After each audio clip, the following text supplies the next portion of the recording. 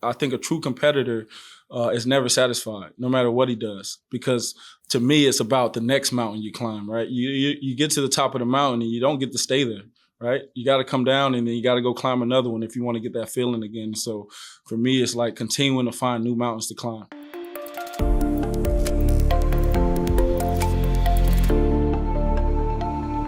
Okay, welcome back, or welcome to the Finding Mastery podcast. I'm your host, Dr. Michael Gervais, by trade and training a high-performance psychologist. And I am thrilled to welcome Geno Smith to the podcast for this week's conversation. I know this man personally from my 9 seasons with the Seattle Seahawks.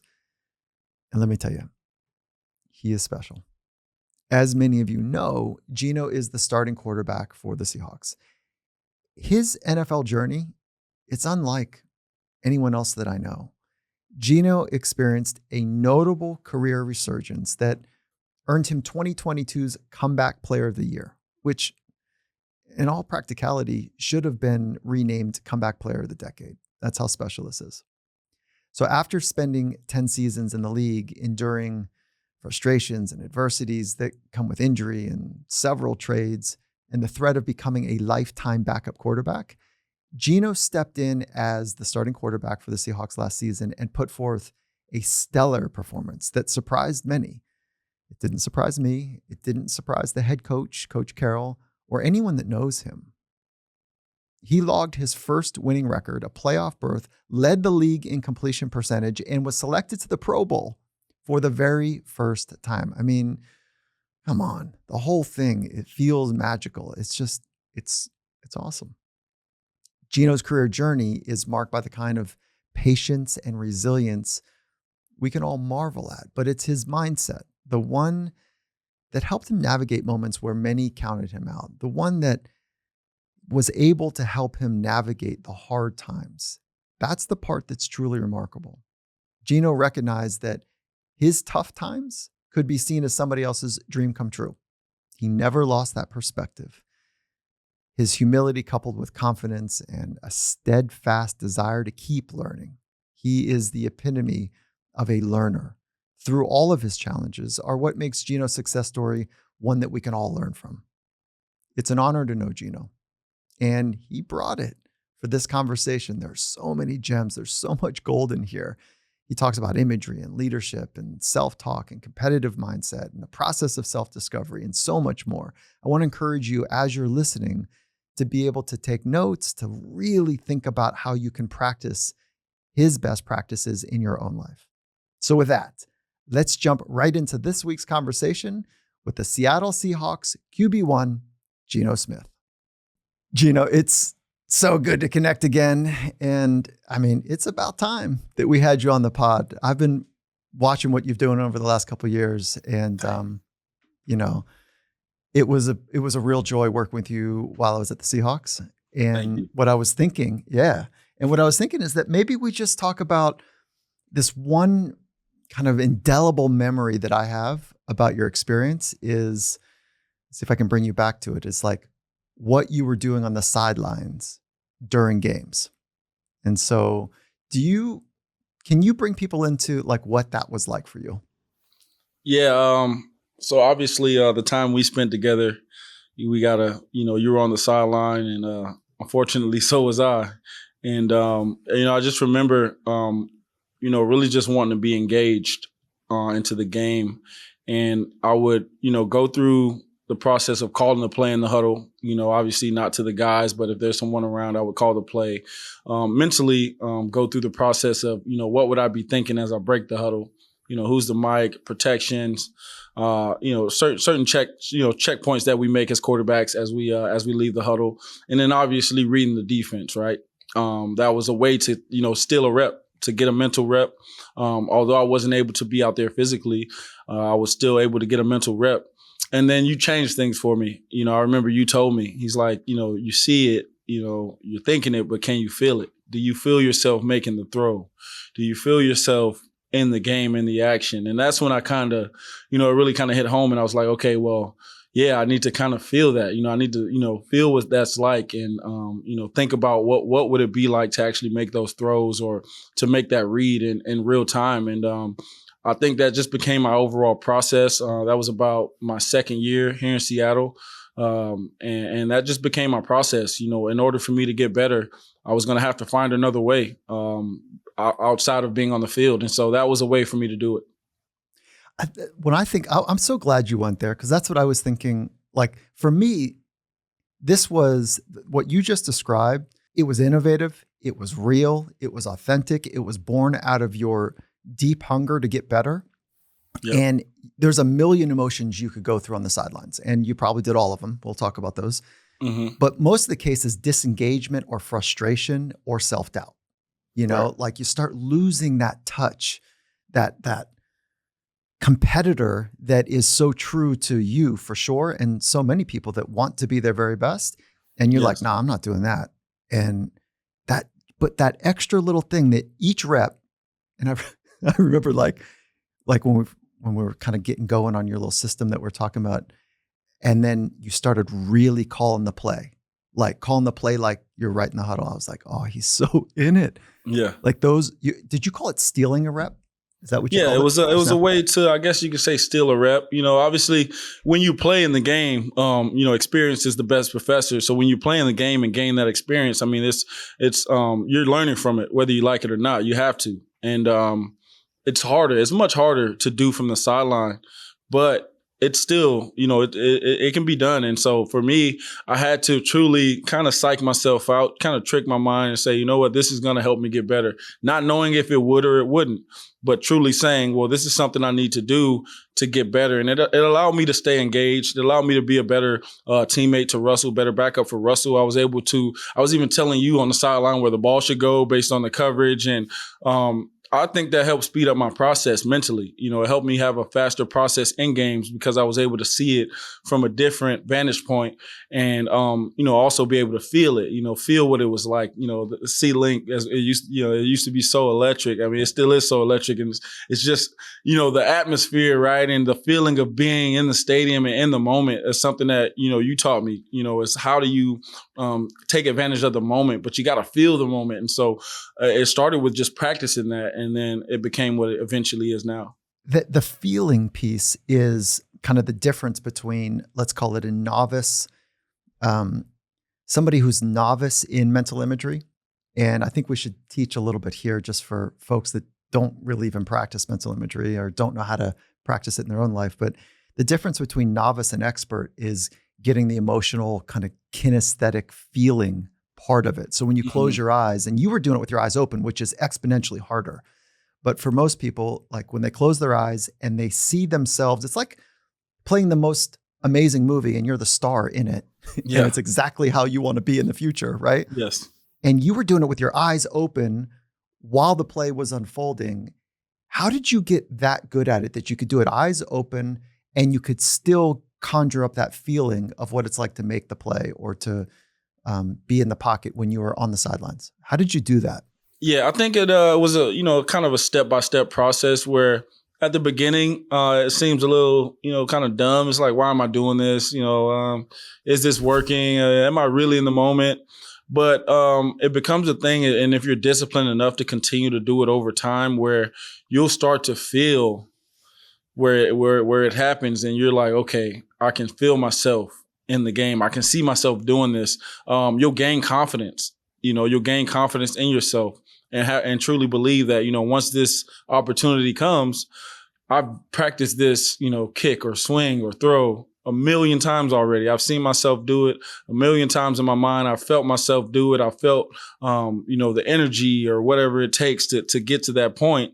And so now it just becomes a trained habit. And so it really comes down to habits. And, you know, like anything, you got to, you know, get better with time. But as you started off, man, you never know what it's going to feel like, what it's going to look like. It's a lot different than anything we've ever been taught, you know, as humans. And so it takes a little bit of an imagination. It takes a lot of an imagination. And it's very important to use that. And so for me, it was just practicing over time and getting better with each and every rep.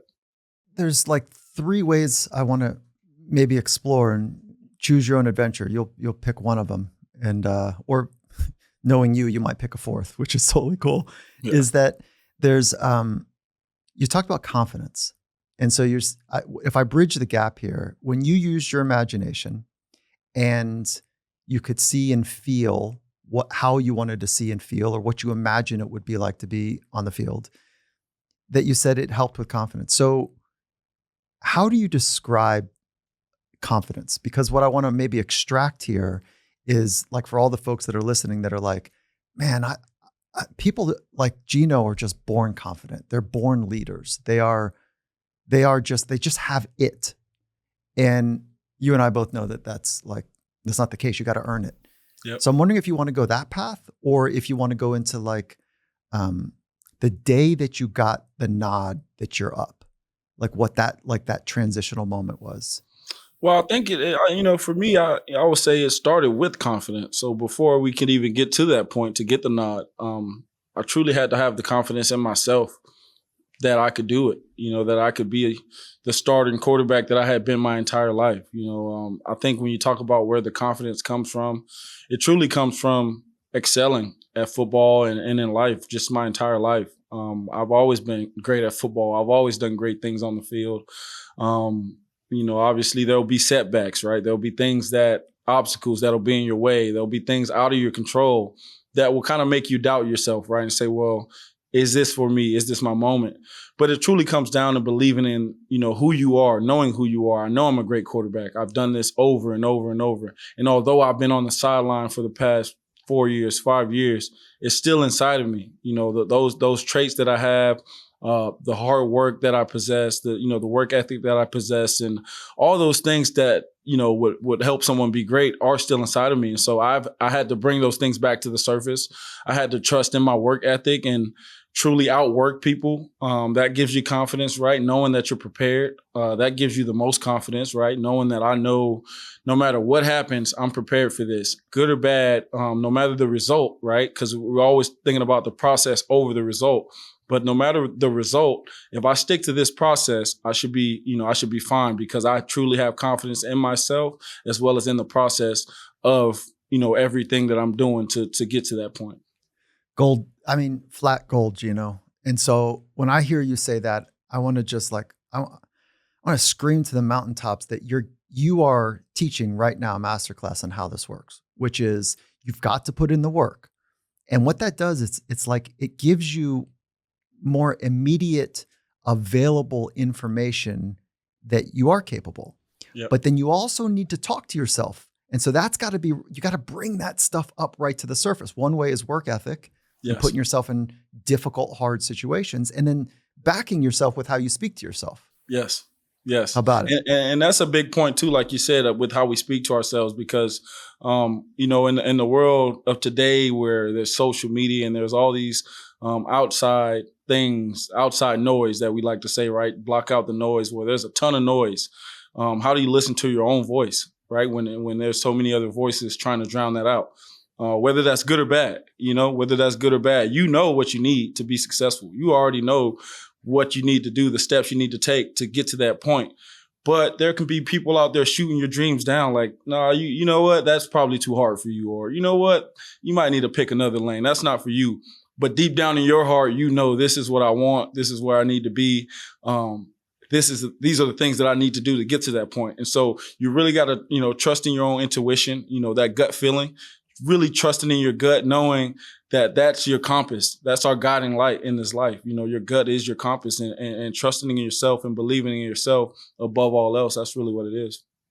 Man, I love that you're nodding to the alone work. Like, there's so much noise and so many directions that the world wants people like you to go, people like all of us to kind of fall in line in certain ways. And you've got to do that alone work that nobody can do for you, to say, no, this is who I am. Yep. This is what I'm capable of. This is where I want to go. And you said earlier, like, knowing who you are. Are you able to put that into are you able to boil that down into something that's quite simple? Or does it still feel like you're getting your arms around it? I think as humans, man, we're ever evolving. So, who you are can change over time. We can constantly change, and change is great. It's inevitable. So you're always trying to figure out who you are. And it takes a lot of self-reflection. It takes a lot of honesty. Really have to be honest with yourself. I'm a big person on habits. How many good habits do I have versus how many bad habits do I have? And, I think if you got a bunch of bad habits, typically you're going to be in a bad spot. It's just what it is. But if you practice a bunch of good habits, then good things will happen. And if you think positive, right, everyone's like, well, think positive. Well, it's easier said than done and think positive. I think it's a daily walk. I think it's a daily walk. I think you have to truly tell yourself that no matter what happens, man, like one thing I did was all the negatives, I embraced them. And I say, you know what, these obstacles, they're like, weight on a weight bar. And if I continue to lift, I'll get stronger and stronger until this weight is like a feather and it's not as heavy as it used to be. And the more that you continue to go through things and go through obstacles, the stronger you become, the more prepared you are for the next obstacle, because there's going to be a next one, right? But how do you speak to yourself in that moment? I think, if I think about a game, right, if I throw an interception, I've usually been my best after a negative play because of how I've evolved into who I am today, because of the self-talk that I have and the belief I have in myself. If something bad happens, well, man, something great is about to happen right behind it, because I usually don't make too many mistakes. Oh my God. Yes. Yes. So that discipline that you're talking about of self-talk, obviously it's like the water that the Seattle Seahawks swim in. And then if we drill down, which is like, how do you practice your self-talk? Is it structured, or is it more like a heightened awareness throughout the day and you're just making 1,000 little micro choices, or do you do something in a structured way? How do you practice being great with the way you speak to yourself? Yeah, I think it's the micro choices. I truly do. I think how you do anything, is how you do everything. And so from the minute I wake up in the morning, I'm thinking about excellence, man. Like how can I be great in brushing my teeth? How can I take a great shower? How can I eat a great breakfast today? I want to drink a great coffee right before my meetings. The mentality that you wake up with truly guides you. When I go to the meetings, how can I be a great teammate, a great listener, a great note taker? Just the small things, right? How can I gain something from the information that I've been learning for 10 years now? How do I get something new out of this, right? I've been doing this thing for a while, but there's still something I can learn. I'm not a finished product. Always having that mindset. I'm not a finished product. It comes down to being humble, right? Being humble, knowing that there's a lot of work to be done. No matter what I've accomplished in my life, there's still a lot of work to be done. And I still got to, go after this thing in a manner as if I've never done anything. It's truly about the self-talk and the self-walk. Obviously you go to the practice field, you want to be great on the practice field. You want to play great on Sundays. Well, you better study right. You better eat right. You better sleep right. It takes all those things, and it's not just one thing that makes someone great. I think it's a collection of everything, and it starts with the person's mentality. God, I'm swelling, Geno. Like, I want to give you a hug, just say thank you for, like, you're not doing anything special. Like, you're doing you. And that alone is what makes it really special. Mm-hmm. I don't know if you know how much people, I think, need to hear this right now. And so I'm listening to you and I'm like, okay, he's put in his work. He knows the levers that he's working, meaning, okay, self-talk, patience, getting after it, teammate, recovery, optimism. Like you're really clear with the levers that you're using from a psychological framework. And you've got this great framing, which is like, I'm a work in progress and I'm humble about it. Like, I'm trying to get better. I'm trying to help other people get better. And I want to take you into maybe like a dark day, because it almost sounds too good to be true. Right. And,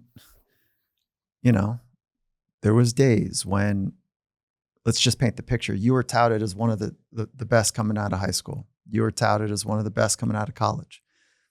And you had a starting job in the NFL. And how long did that last? About 2 years. About 2 years, my first 2 years. And then there was an injury. Mm-hmm. And then you kind of got put on the bench. Mm-hmm. And that was how long were you a backup? I would say for 8 years. They 8 wrote years. you off, Yeah. right? In your famous words, Yeah. and I love that you said, and I ain't right back though. Like, I love that fucking power that you have there. So take us into like some of the darker moments, the harder moments. Like, I don't know what comes to mind. I don't want to plant a seed, but like you wake up in the morning and you're like, fuck. Yeah. I think the hardest part for me, like you said, I had been a starting quarterback from a freshman in high school, and then from a freshman in college, and then from a rookie in the NFL. So there's about 15 years of just nonstop seasons of football, and I excelled throughout that whole time. And obviously, I knew walking into the NFL there would be a bit of a difference, but I hadn't known how big of a difference it would be. And so when things didn't go my way, when I got unlucky, right, I felt like, man, like everything that could have possibly happened wrong at the worst possible time. Why didn't it happen when I was in high school? Why didn't it happen in college? When I get to the professional big leagues, now it's like, oh man, my professional career isn't where it should be. And that was the hardest part for me because I'm such a perfectionist. I want to do well. I work extremely hard. I have this mindset about myself that I want to do everything right. And for a while, for about 8 years, the only thing I could do was go to work, go work out, go to practice. There was no game day for me. And that's the reward in all this, for a lot of athletes is, you do all this stuff throughout the summer, you train your body, you train in the weight room with your team in the spring, you go out there on the practice field, and then you get to go have fun with your guys on Sunday. And the hardest thing for any backup, not just myself, I see it in a lot of guys on our team, when they don't get to dress for the games. And it's like, man, you can tell they want to be out there, how much they want to help the team. And, how we all have visions for ourselves. We want to be, in the limelight. We all do. Everyone wants to feel loved and, feel like you're a part of something. And it's just hard to feel a part of it when you don't get to actually go out there and play and stuff. And so my darkest days, and I said this, like, for me, like my hardest days is a dream come true to someone else, because a lot of guys would have paid, would kill to be a backup quarterback in the NFL and make this money for 8 years and play in the NFL for 10 years and get all these, good things that come with it. But that was never my vision. I had a bigger vision for myself. And I just felt like I was falling short of my ultimate goal, which is to be a very successful NFL quarterback before, I can't play the game anymore. And so, for me, that was a hard part, going to the games, not playing. But how I, developed the toughness to suck it up was to become a better teammate, right? Less of me, more about others. And so I stopped thinking about myself and like what I could do and, oh man, I could help the team this way and on the field. Well, I can still help the team just from a different vantage point. And so that's where you see I was just engaged with the guys on the sideline. I almost took the approach of, man, I'm a coach now. Like I'm one of the coaches on game day. And if there's someone who needs something, whether it's water, you need a towel, you need some information about the defense, Russell, what defenses are they calling on third down? Emotionally, like how's Russ feeling, right? How's Phillip feeling? Do I need to pick him up? Do I need to, tell him something to encourage him? And so I just became less about me and I made it more about others, and it made me even more humble. I thought I was humble at first. Now I truly am void of ego. I could care less about a lot of things that I once cared about. And so it took a transformation. But it was hard to do that. The darkest days was, one of my buddies ended up getting shot and lost his career. He's a guy I played high school and college with in Stedman Bailey. And then in that same year, I got injured, lost my starting job. And so it just felt like everything was going negative. And it wasn't until I truly embraced the negative, the suck, right? Like you got to embrace the suck. I mean, it's going to happen. But I told someone, I was like, whatever is happening in my life is made and designed for me. I'm built for it. And I won't be able to get past this until I embrace it and I love it, right? I flipped it on its head. Okay, this is negative. I'm a backup. I should have never been a backup, in my opinion. But guess what? I'm not going to let that deter me from my ultimate goal. And so I just stayed focused and I just kept working. I watched it day in and day out that you couldn't do your thing on the field on game day, but you are flat out still a leader. You, as you just described, leaned into that role. And like, I think that this is hard to figure out, is that nobody gave you the title of leadership, Right. but you took it and you embraced it. And I want to make sure I hear this correctly, is that there was a pivot where you said, I'm not going to lead. I'm no longer leading on the field, but I'm a leader of humans. And the way that Yes. I'm going to lead is by pouring into them in whatever way that I can. And Yes. I believe that I'm a starting quarterback, and I'm not making it about me. You need a towel? I got you. You need this? I got you. And I would watch you, like you would run out and support Russ. And that's the person you want his job. You want his job, Right. but not at the cost of his health or him doing bad. Like, Never.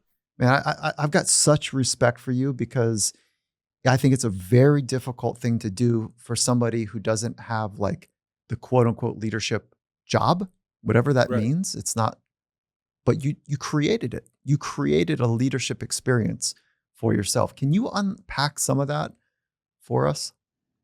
Yeah, I think it for me, when you think about leadership, like you said, it's not just a position or a title. It's who you are. It's what you do. And leadership to me starts with integrity. It starts with yourself, right? Like the type of character you have when no one's watching, right? What do you do when no one's watching? Do you change, when people are watching or when no one's watching? For me, I keep things the same no matter what.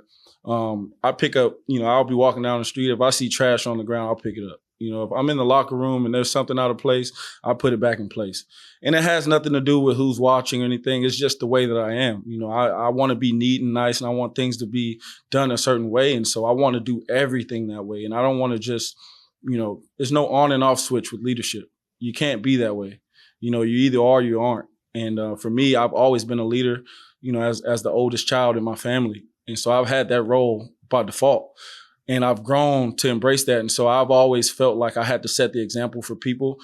But the example starts with yourself, right? You set the example for yourself before you can police anyone else. And so if I'm having high integrity, if I'm doing things the right way in my life, then I feel good about leading other people. But if I can't lead myself, then how can I lead someone else? Geno, like this is what modern leadership is. This is what is called for in all worlds, whatever world that somebody's in, whether it's business or at home or in service or in sport, like you're describing what I'm considering to be modern leadership. And so I know it feels natural for you, and it's like maybe not that big a deal, but it's so awesome to hear you kind of walk the walk and talk the talk.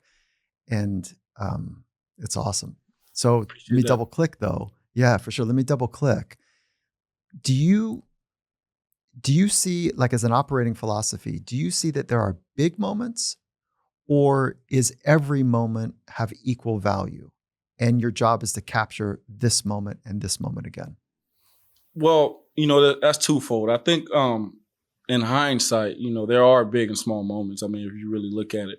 But I think in terms of the individual, if you look at them all the same, every single opportunity is the same. Whether I was a backup or a starter, I practiced the same way. I went to the weight room at 6 a.m. I wanted to be the first there. I wanted to get my workout out of the way before anybody got to work. I did that for years. No one knew. I've never said a word about it. I don't do it for anyone else, But that was me capturing the little moments, right? When I was going to the meeting room and the way I took notes, right? That was the capturing of the little moments. The way I interacted with my teammates and coaches, right? Those are the little moments. And then the big moment is, I wrote, they wrote me off, but I didn't write back, getting to say that after a game that, you played well in. Well, it started with everything I had done up to that point, and that's what gave me the confidence in that moment to say what I said, because I knew what I was going to do throughout the course of the season, because I knew the consistent work that I was going to put in every single day to make sure that I was in the right mindset. Physically, I was in the right state. And then, confidence wise, I knew that I had done everything that I could do to be prepared for this week. And I don't think anyone else has worked as hard as I've worked this week. In fact, I know no one else did. And so that's why I need to go out here and ball out and play great, because I put the work in. I know I'm ready. And, this is just another way for me to capture a moment. This is just another moment for me in the step-to-step process that I take. I love this. Do you think, I'll tell you my bias and then maybe you can respond to it. Either way, of course, is that I think that we don't rise to the occasion, but we fall to our level of training. How do you think about that? Do you rise to occasions or do you fall to the level of your consistent training? Yeah, I think it comes down to your consistent training. The Okay. occasion will be the occasion no matter what. Whether you're ready or not for that occasion depends on you. It depends on the work that you've put in. It depends on your training, like you said. My training is super hard. I like to work out twice as hard as I think the game will be, because once I get to the game, I know that it'll never be as hard as the stuff that I did in training. It'll never be that hard. And so it gives me a lot of confidence when I'm out there on the field, knowing that I can make any throw from any platform, in any moment, because I've practiced this, like I said, in the hardest of conditions, when I've been tired, in ways that unimaginable. I get myself super tired and then I go throw, right? And it's like, you'll probably never be that tired in the game.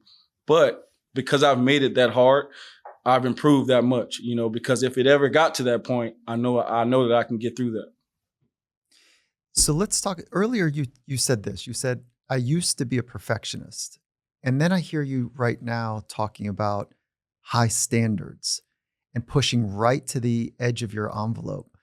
So can you unpack the difference between being a perfectionist, and the used to is interesting for me, Mm-hmm. and the difference between that and the incredibly high standard that you have? Yeah, I think being perfection is impossible. No one's perfect. Every single person that's walked this earth has made a mistake and will continue to make mistakes. But if you, like I said, it starts with a standard. If you hold yourself to a high standard, a standard of perfection, usually you'll fall, somewhere around that. And if you continue to push that envelope on a daily basis, the sky truly is the limit. You have no ceiling. You can continue to get better. Even at 32 years old, even at 33 years old, I'm still getting better. And every year I've gotten better at football because I've taken that approach and I've had that mentality and that mindset until now. Obviously I'm, receiving accolades and things like that, but I'm already way better than I was last season, and it's because of the mindset and the approach that I took into the off season, with my training, with my diet, with my sleep, and everything else in between. And it just becomes another learned habit, right? You just fall into this, thing of where it's every day I'm just continuing to push myself and figure out how great I can be on that day, and then I move on. Because being perfect, although I say I want to be perfect, it's not going to happen. I had one perfect game in the NFL, though. I can't say that, but other than that, it's really not going to happen. But I do shoot for that. I want to throw. Every single pass I throw should be a completion in my mind, or a touchdown. And if something else happens, then hey, it happens. But for me, I just try to, aim for the moon, or what they say, shoot for the stars, aim for the moon, and I just do that, and see where I fall. So what do you do when you do make a mistake? Like, what is the mechanics of that moment? And I'll give you maybe two ways to bounce off of it. One is a mistake in practice. And Yeah. I don't think many people appreciate the standard of excellence at the Seattle Seahawks, practice. Like, Right. practice is everything. Practice is what makes you. Yes. Coach Carroll's done a phenomenal job of creating high energy, and like it feels game-like as best as Yes. we possibly can. So a mistake in practice, and then a mistake, let's create a scenario, down by 4, 40 seconds to go, ball's on let's say the 50-yard line. You've just completed 2 nice tugs or passes, and you take a shot. And maybe it's not even the play that came in from the headset. Mm-hmm. And you've got Tyler kind of on an out route, and you like the matchup, and you go against the grain of what the coaches wanted you to do because you're feeling something, back to your intuition. And you and Tyler make that little eye contact that you guys have. Mm-hmm. And sure enough, he breaks 4, and he's got, 2 steps on his guy, and you put it 3 inches out of Tyler's reach, which is hard to do for Tyler, but Yeah. you just make it a little less dramatic, maybe a foot over his reach. Yeah. and like, bang, ball drops. How So can you walk through, like, let's start with that one. How do you deal with that quote unquote mistake? Yeah, I think you talk about practice and then the game. So, Yeah. So let's for say me, that one was game. I'm yeah, sorry, real quick. Let's say that one. Let's start with the game day, with the and game, then we'll yeah. just go to practice. Yeah. Yeah, so obviously you got to learn from it, right? I mean, there's you look at the mistakes that you make, right? And you have to analyze those. I think it's a part of reflection. And you analyze what happened, whether it's my footwork wasn't right, whether it was my follow through, maybe the trajectory of the pass, if it went too far, too short. So there's things that I can look at and correct. That's what film is for, to Do say, you do that? No. What do you do in the moment? Crowd is like now booing that you took that shot. Oh, I mean, And so that's a good one. So for me, it starts in practice. I truly have and I've been practicing this now, where after every single play, I literally reset. Right, it's a brand new play, it's a brand new opportunity. Nothing that happened before has anything to do with what's happening now. They talk about having a short memory. Well, you have to kind of force yourself to have that, because it's easy to think about the mistakes. Right, it's easy to dwell on the past or the mistakes that you made. But the truth is that can only be to your detriment. It's not going to help you. It's not going to help you. And so I truly practice, even now in OTAs, even, if I'm calling plays and just at home, with my girl, I practice resetting and starting over and clearing the mechanism, right? Clear the mind, think about only what I have to do this play and nothing else, right? And then go out there and execute. And whether it's good or bad, you got to move on to the next one, and you got to keep moving on to the next one until there's no more, and that's truly my process. You make it sound so simple because you practice it. Yeah. But what you just described is a practice of detraining anxiety, detraining self-criticalness, detraining self-doubt, right? And upward training being present. Yeah. And so, like, it sounds so simple, but there's so much power in what you're describing right now. Yes. And so now let's kind of take it to a moment where Coach Carroll texts you, Yeah. right? And he says, we're going to need you big time. Yep. And a little cryptic, maybe not. You know how coach is, but like, Yeah. Some people would take that and be like, right, let's go. Some people might take that and go, what does he mean? What does that mean? What's going on? What am I supposed to do? What am I supposed to do with that? Some people might go, uh-oh, okay. Oof, man, I've been backing up for a minute now. Like, is this my, oh man. So walk me into that moment when you get that little buzz, you look at your phone and coach says, we need you big time. Yeah, it's funny because I was I'm literally sitting on the couch. I was around a couple of my boys, and I had my son. We were just playing around, like watching TV, and it's like I'm guessing it's like 6 o'clock on the West Coast, because he had texted me like 9. I was in Florida, so he texted me about 9, and like you said, it was like, we're gonna need you big time, and in that moment, I kind of already knew what that meant. It was a little cryptic, but he had never texted me in that manner, right? And it's like, well, why would he send me this now at this time? But to be honest, it's everything that I was looking for. I had actually maybe a few days before posted. I was in the weight room and I posted something on my Instagram and was like, man, I'm going to take somebody's job. I don't know whose job's getting took, but I'm going to take someone's job. And that's truly how I felt about myself at the time. I just knew I was ready. I truly knew I was ready to lead. I was ready to play. Physically, I've been preparing, and mentally, I've been preparing. And so, when Coach sent me that text and ultimately gave me the opportunity in a competition, in my mind, the competition was already over. And I hadn't met Drew yet. Never knew what he was capable of. He's a really good quarterback, and he's going to have his moment, and he's going to be ready. But I just knew it was my time at that time, and although I knew that I was going to get the job, I knew I had to work for it, and I had to go out and earn it. I didn't want anyone to give it to me. I didn't want Coach to give it to me. I wanted to go earn it with my play, with my consistency and my leadership. And that's really what it came down to. I was excited, super excited, because it was something, like I said, I was praying for and feeling happening. I kind of felt it was coming at some point, and it just happened to be here, which was such a great thing. You know what I wish that people could know from you is the way you hold eye contact.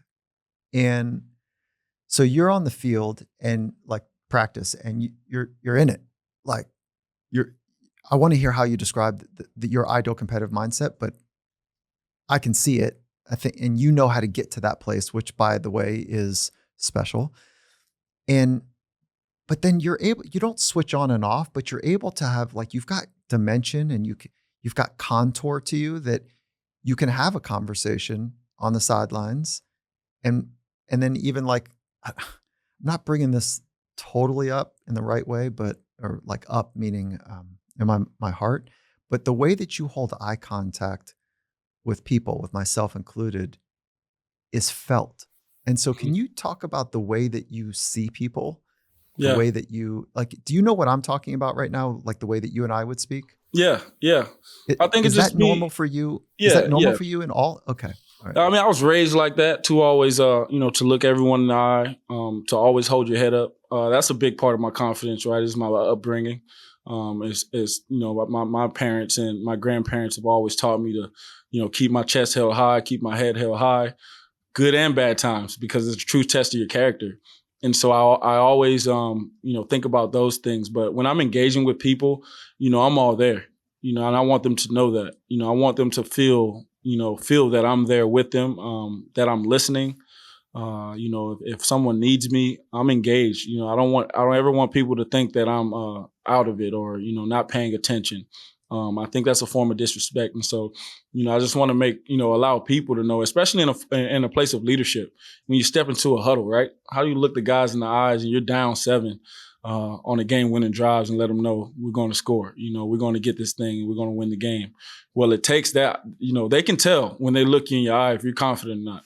And, usually people can tell, and, the body language is, the first form of language. So, people know. And so for me, my body language has always got to exude confidence in the way that I talk, the way that I walk, the way that I look at people and the way they look at me is very important. So what I hear you saying right now is that you are practicing being connected. You are practicing being awake and alive and present. And like, it's not something you do just on the pillow meditating. I don't know if you are meditating, but this is a 24/7 or 16-hour a day practice. Yes. Does that sound right to you? Okay. Yes. And then I don't get judgmental and critical from you. Let's go back to the eye contact when we're talking. Like, I don't know you to be judgmental and critical. I don't know you to be like harsh. And so I'm imagining that you don't speak to yourself that way either. Do you? No, I'm not a negative self-talk person. I've never been that. The most I'll say to myself is, "Come on, baby, come on, Geno, you got this." Or, "Come on, baby, this is it, baby, let's go." It's always something positive. I'm always upbeat. I'm never like, I don't ever want to be the guy that drains the energy from the room. I want to bring energy to the room. And in a place like this where it's full of energy, I mean, it's just energy bouncing off of each other all day long. How do you balance that with being tough? Because you are flat out tough. Like, how do you balance that positivity with that toughness? Yeah, I think it, you have to work on it. You got to work on it because you can, too much of anything is not good for you. So too much toughness or too much of the positivity, it is a balance. It's a natural balance, and you want to be authentic. That's the main thing. You want to be true to yourself, true to your own feelings, whatever that is, but also understanding and knowing that if I do get angry, I don't need to get overcome with anger. Or, if I am upbeat or excited, well, you got to stay even keel. You don't want to be too excited to where you get outside of yourself. And so always thinking about just remaining, in this same mindset and just being a person who is the same guy all the time. I think people really respect that, and I want to continue to do that. So good, Geno. So good. Like, I'm so stoked for you. What's a favorite moment from last season? Man, so many. I would say one of my favorite moments from last season is, you think about what we did down the stretch to get into the playoffs. I think we recognized the moment, right? I think we, as a team, really, took a hold of the moment. We had to win a couple games and really win a couple in a row. And they were tough games, man. We played the Jets, who were playing for the playoffs. We played the Rams, who's always a tough opponent, division opponent. And we had to win those games, and to see our team come together. I think that was a moment for us where we really banded together as a team, and really started to see what we could become. Started to see, if we play for one another, if we believe in one another, who cares about what the media says? Who cares about, what they think about us, starting a backup quarterback or having a rookie left tackle, rookie right tackle, rookie running back, rookie cornerbacks, right? We got the oldest coach in the league. All the reasons why we shouldn't have been good. And we embraced that, and we turned it upside down. But we weren't finished, right? We wanted to get into the playoffs and obviously have ourselves a shot at the Super Bowl. And we fell short of that. But I just think that down that stretch, we became the team that we'll be going into the future, because we had to band together. There was something to play for, and we went out and we got, partially got it done. But we also weren't satisfied with just, going to the playoffs and obviously being out in the first round. And so you can see where guys are just like excited going into the offseason. And now we're just, hitting on, starting to hit on all cylinders, and we just got to keep working. I can hear Coach Carroll right now. Like, I could just hear him taking on the narrative of what everyone's saying and making it real in the room to give everybody a chance to deal with the reality, but also creating like an us versus them type of thing. Like they wrote Geno off. They wrote all of us off. They think I've lost my mind. And they're just pointing at all the rookies and just saying the narrative. And then for everyone to kind of have these moments, which is like, yeah, but that's not right. And he comes back around when he does it. It's so good when he does it and comes back around and goes, they don't know. They don't know what's happening inside these walls. Yes, did that happen as well? Yes. And Coach Carroll is amazing with that, man. And the realness of him is what makes him who he is, right? Like he's not shying away from it, nor will he allow us to shy away from it. He wants us to look those obstacles right in the face, with a smile. And, when you have a guy like that leading you, that confidence just, bleeds down to everyone else. And you can see where, we got his back, he got our back, and we're just banded together in that way. I can't wait to see what you do this year. But before we go, like two quick hits. One is, what is your ideal competitive mindset? Like, how do you describe the bullseye that you're looking for in practice and obviously game day? My ideal mindset for practice and game day is perfection when it comes to execution. Perfection in my footwork, perfection in my delivery, my reads, perfection in my body language, the way that I enter into the stadium, the way that I enter into the huddle, when I wake up that morning, what I eat for breakfast. I take that on a day-to-day basis, to be honest with you. And I truly challenge myself. What's today better than yesterday?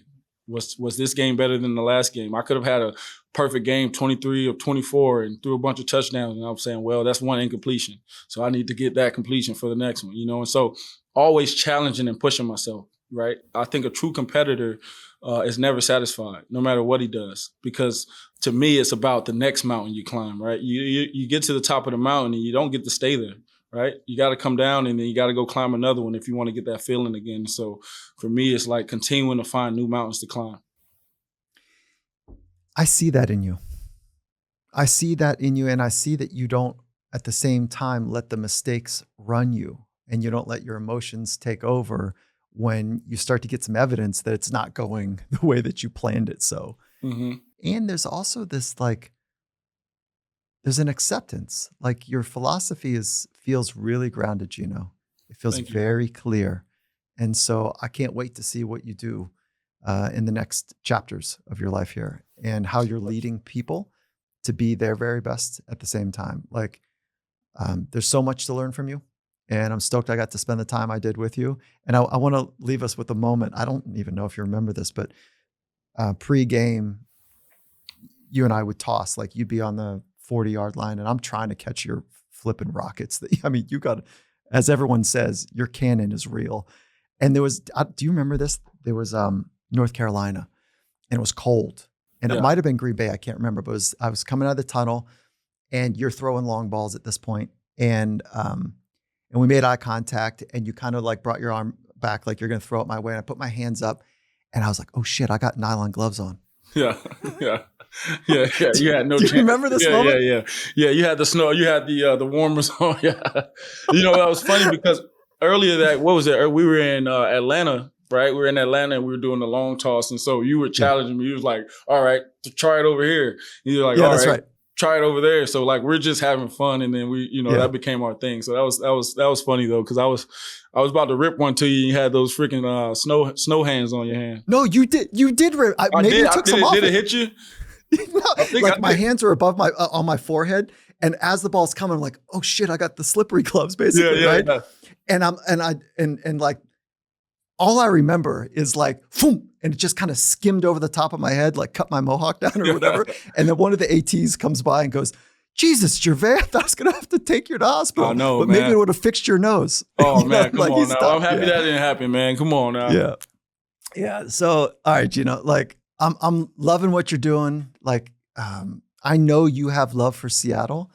And, maybe just a little note to the 12s. What do you think? Yeah, man. I think for the 12s, man, I can't wait to see you guys, man. I can't wait to see you guys, in Lumen Field. We're going to have a really, really good team. And you guys are a huge part of it. So, be loud as ever. Bring that juice, bring that energy, and we'll do the same. The people haven't had the chance to go feel the 12s. And just for clarity, the 12s means it's the fans. It's the 12th player on the field. There's only 11 players on the field in football. But the 12s, as they're affectionately known in Seattle, are like on fire.